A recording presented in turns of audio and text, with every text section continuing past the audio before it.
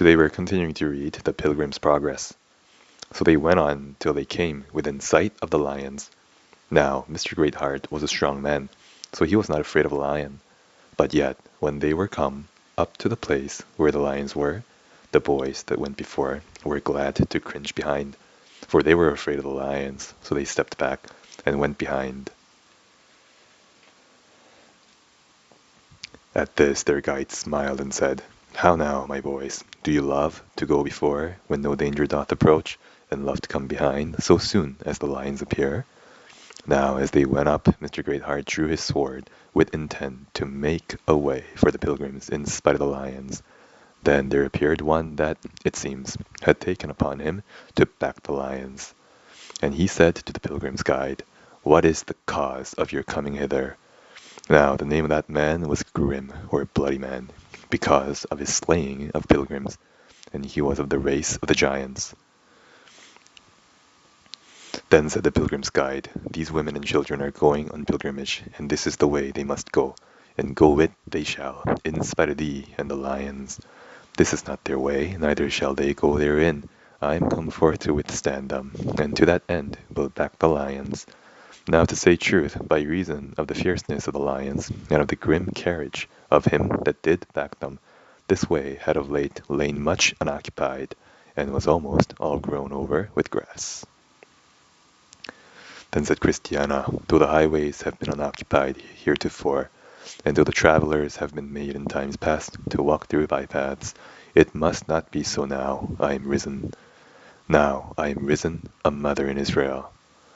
Then he swore by the lions, but it should, and therefore bid them turn aside, for they should not passage there.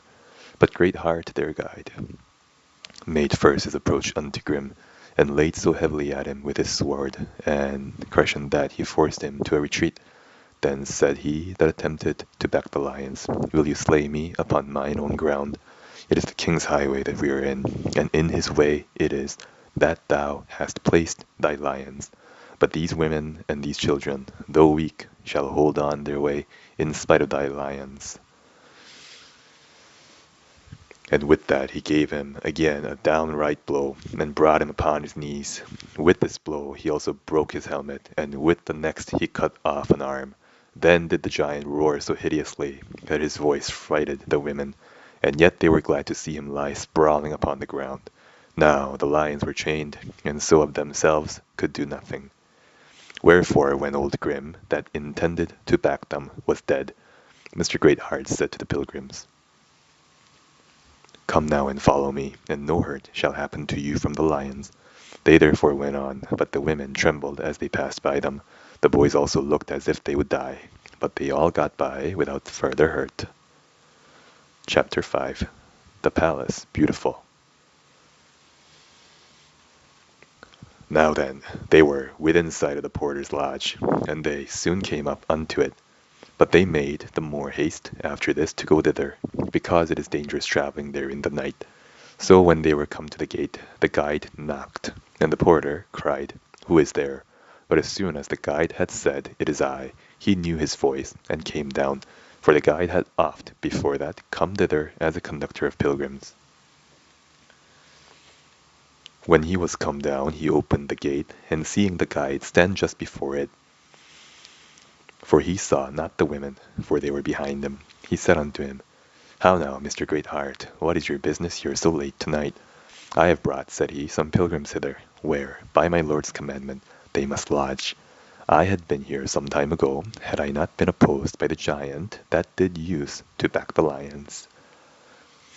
But I, after a long and tedious combat with him, have cut him off, and have brought the pilgrims hither in safety. Will you not go in and stay till morning? No, I will return to my lord tonight." "Oh, sir, I know not how to be willing. You should leave us in our pilgrimage. You have been so faithful and so loving to us. You have fought so stoutly for us. You have been so hearty in counseling of us, that I shall never forget your favor towards us." Then said Mercy, "Oh, that we might have thy company to our journey's end. How can such poor women as we hold out in a way so full of troubles as this way is, without a friend and defender?" Then said James, the youngest of the boys, "Pray, sir, be persuaded to go with us and help us, because we're so weak, in the way so dangerous as it is. I am at my Lord's commandment. If he shall allot me to be your guide quite through, I will willingly wait upon you. But here you failed at first. For when he bid me come thus far with you, then you should have begged me of him to have gone quite through with you, and he would have granted your request. However, at present I must withdraw. And so, good Christiana, Mercy, and my brave children, adieu.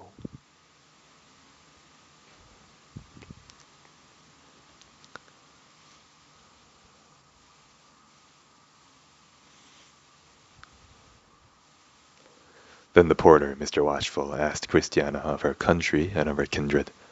And she said, I come from the city of destruction. I am a widow woman, and my husband is dead. His name was Christian, the pilgrim. How, said the porter, was he your husband? Yes, said she, and these are his children, and this, pointing to Mercy, is one of my townswomen. Then the porter rang his bell, as at such times he is wont, and there came to the door one of the maids, whose name was Humble Mind, and to her the porter said, Go tell it within that Christiana, the wife of Christian, and her children are come hither on pilgrimage. She went in therefore and told it. But oh, what a noise for gladness was there within, when the maid did but drop that word out of her mouth.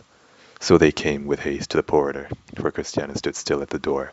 Then some of those within said unto her, Come in, Christiana, come in, thou wife of that good man.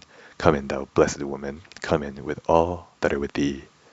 So she went in, and they followed her, that were her children and her companions. Now when they were gone in, they were had into a very large room, where they were bidden to sit down. So they sat down, and the chief of the house were called to see and welcome the guests. Then they came in, and understanding who they were, did salute each other with a kiss, and said, Welcome, ye that bear the grace of God. Welcome to us, your friends. Now because it was somewhat late, and because the pilgrims were weary with their journey, and also made faint with the sight of the fight, and of the terrible lions, therefore they desired, as soon as might be, to prepare to go to rest. Nay, said those of the family, refresh yourselves first with a morsel of meat, for they had prepared for them a lamb, with the accustomed sauce belonging thereto, for the porter had heard before of their coming, and had told it to them within. So when they had supped, and ended their prayer with a psalm, they desired they might go to rest. But let us, said Christiana, if we may be so bold as to choose, be in that chamber that was my husband's when he was here. So they had them up thither, and they lay all in a room. When they were at rest, Christiana and Mercy entered into discourse about things that were convenient. Little did I think once, when my husband went on pilgrimage, that I should ever have followed. And you as little thought of lying in his bed and in his chamber to rest, as you do now. And much less did I ever think of seeing his face with comfort, and of worshipping the Lord the King with him. And yet now I believe I shall. Hark, don't you hear a noise? Yes, it is, as I believe, a noise of music, for joy that we are here.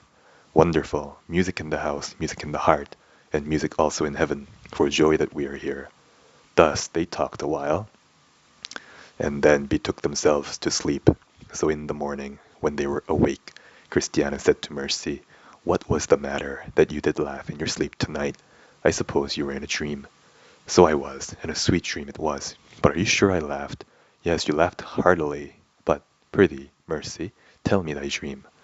I was dreaming that I sat all alone in a solitary place, and was bemoaning of the hardness of my heart. Now I had not sat there long, but methought many were gathered about me to see me, and to hear what it was that I said. So they hearkened, and I went on bemoaning the hardness of my heart.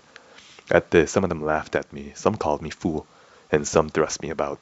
With that, methought I looked up, and saw one coming with wings towards me. So he came directly to me, and said, Mercy, what aileth thee? Now, when he had heard me make my complaint, he said, Peace be to thee.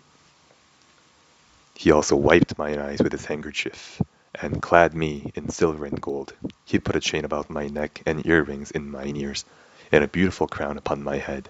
Then he took me by the hand, and said, Mercy, come after me. So he went up, and I followed, till we came to a golden gate. Then he knocked, and when they within opened, the man went in, and I followed him, up to a throne upon which one sat, and he said to me, "Welcome, daughter." The place looked bright and twinkling like the stars, or rather like the sun, and I thought that I saw your husband there. So I awoke from my dream. But did I laugh? And that's the end of the reading for today. Have a good day.